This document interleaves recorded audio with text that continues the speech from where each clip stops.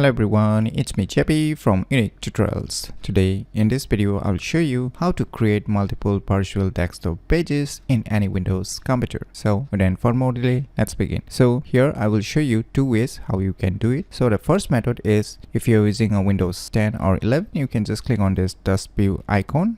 And now you will see here desktop 1 and new desktop option. So you can just click on this plus icon in order to create multiple virtual desktop pages. You can click on this plus icon again. If you want more virtual desktop pages, you can click and create multiple virtual desktop pages. So this is the first method. And the second method is using the computer keyboard shortcut. So on your computer keyboard, you need to press Win, Control and D. Now you can see here, and once again keep pressing Win, Control and D again in order to create more virtual desktop pages, as you can see. So these are the two ways by which you can easily create multiple virtual desktop pages in any Windows computer very easily. So if you never known about these cool tricks, then you should definitely give it a try. So if you find this video tutorial useful, please click on the thumbs like button, and if you're new to our channel, click on the subscribe button. And lastly, thanks for watching.